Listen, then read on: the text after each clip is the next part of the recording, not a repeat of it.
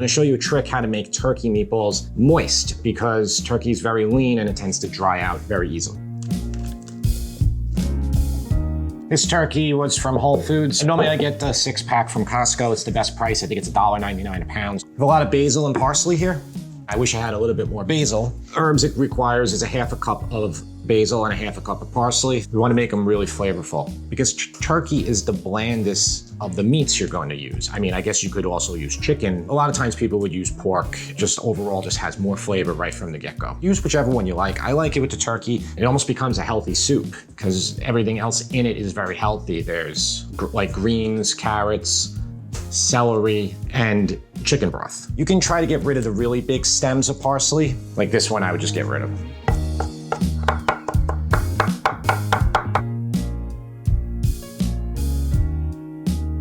Grate up about a 1/2 cup of Parmesan cheese. I'm using Parmigiano Reggiano, which is the best cheese. A domestic Parmesan, you can use that too. One of the tricks for the meatballs to be moister is to use grated onion. Take an onion a little bit bigger than you need so you can kind of grab onto it while you grate it. I grated my cheese first before the onion because if you did the onion first, then you'd have to clean your grater because you don't want to impart that onion flavor on your expensive block of cheese. And it's gonna become almost like water. I aim for about a 1/2 of the onion, maybe 3/4. I don't want to get my fingers. All right, my eyes somewhat recovered. And now we put about that much onion in there. Oh, and I got a little piece of skin I gotta get out. 1½ teaspoons of kosher salt and 1 teaspoon of black pepper. Another trick is milk, just a little bit, 1/4 cup of milk.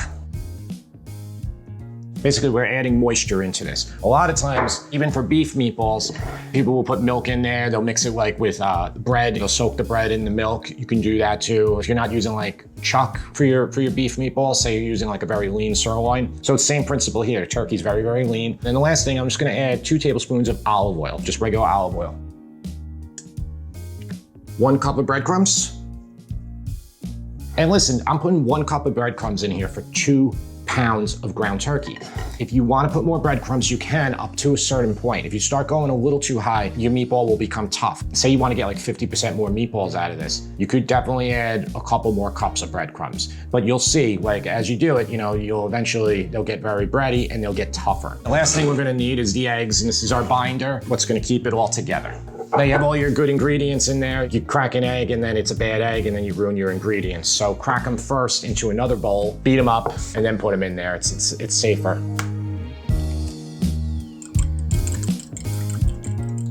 And put the eggs right in there. Wash your hands. Now you don't want to go crazy over mixing. That will also toughen a meatball, but you definitely want to distribute these ingredients. The other thing I want to point out too, you can put these directly into the soup. I'm going to put them in the oven. I find that when they're pretty much cooked, it's easier just to drop them in right at the end. Especially if you're making a smaller batch of this, you can just roll your meatballs up and just dunk them right into the hot broth, and they'll only take like 10 minutes to cook. Clean hands, and let's start mixing it up.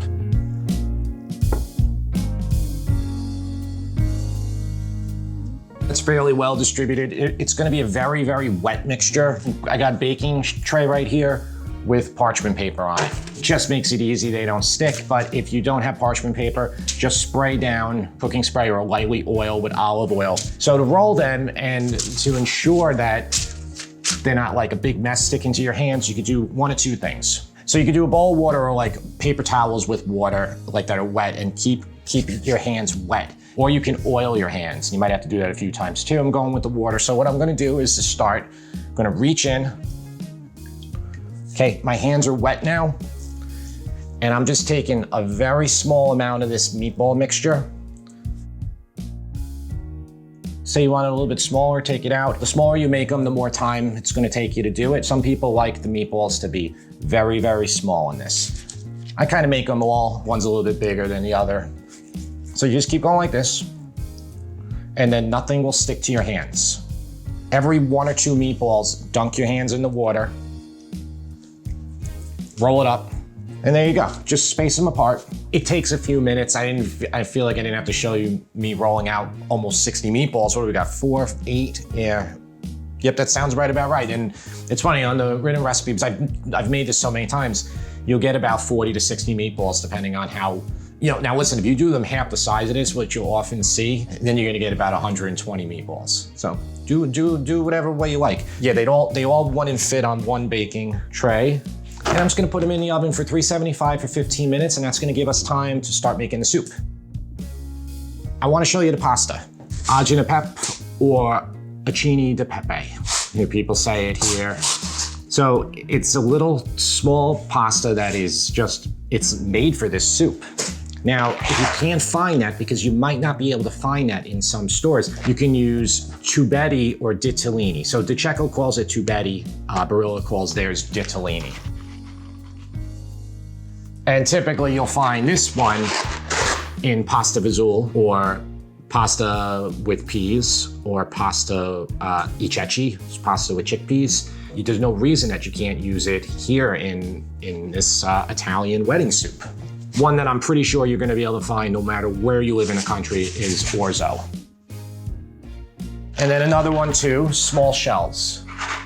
But anything that's small is really good in here. Now, could it be a bigger pasta? Of course it can. You can use more carrot, more celery here. You can do whatever you want. My recipe, I use escarole and spinach. The escarole wasn't good in the store, so I'm not using that here, so I'm like tripling the spinach. You can peel the carrot if you want. I don't see a need to, as long as you cleaned it well.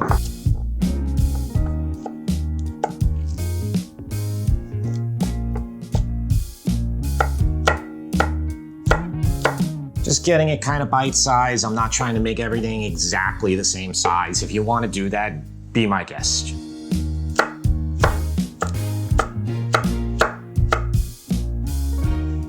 Okay, and then celery.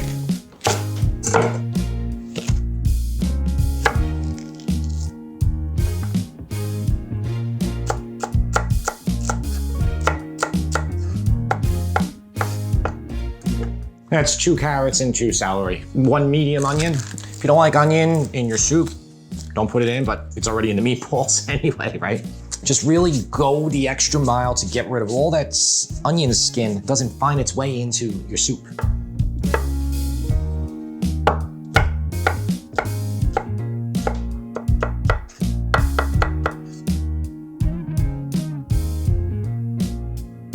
You can just touch them to see if they're done. They'll be fairly firm. You can also use an instant read thermometer. Yeah, 159.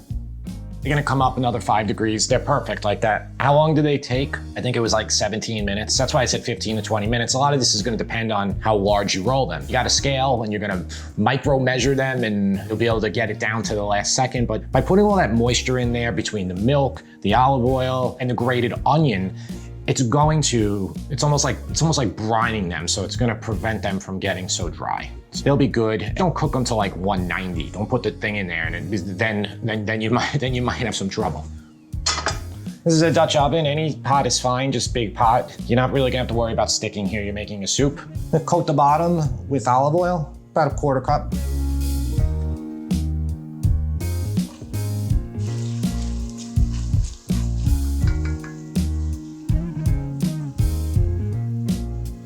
They're a little translucent. They're gonna cook more right now with the broth. Using low sodium chicken base, this stuff right here.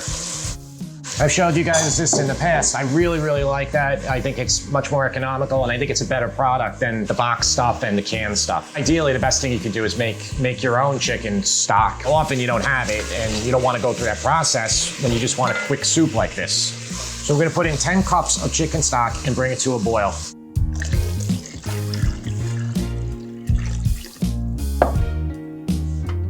So 10 cups of stock is for 1/2 pound of the pasta. If you use a full pound of pasta, you might need a little bit more broth. You could even cook your pasta in advance, but it's better to cook it in here. It's going to absorb the chicken stock flavor. And I do the same thing for pasta fagioli, for pasta ceci. You'll get a better finished result if you cook your pasta in the broth.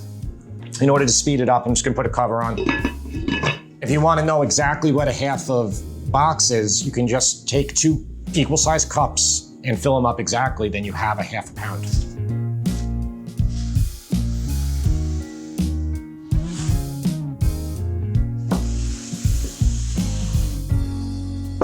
All right, now you have a ½ pound. Chicken stock has come to a boil. Remember, we're not putting any salt in here. We have, even with the low sodium, we probably have enough salt. And just mix it around for about 30 seconds. You don't have to have a strong boil here. This pasta takes about, I think it says 8 minutes on the box. It might take a little bit longer here. Just taste it as it gets near that end. Right when it gets pretty much done, then we'll move on to the next step. Little tiny pieces. They're gonna get about 10 times that size.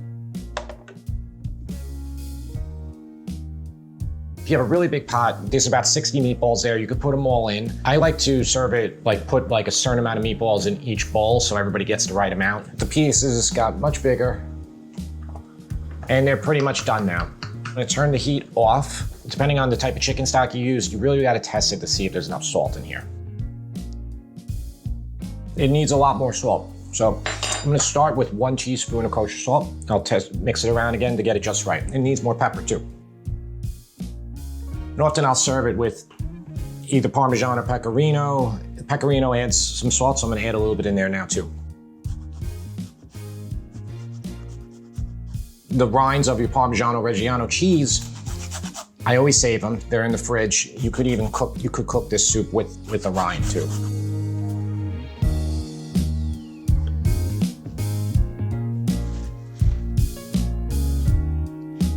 It always looks like a lot of spinach and then it wilts and it turns into nothing. And remember, you're adding a lot of spinach into here that's bland too, so you can taste it again and if you need a tiny bit more salt too. But yeah, you serve this with cheese and the meatballs themselves have a really strong blast of flavor. They're flavored really well.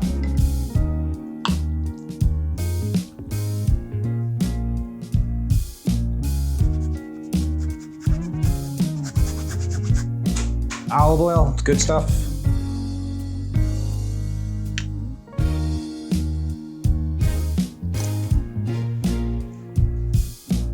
That's perfect. And feel free to change the meatballs if you want to do pork, if you want to do beef. Feel free to put whatever greens you want in there. Hope you enjoyed Italian wedding soup. Thanks for watching. See you next time.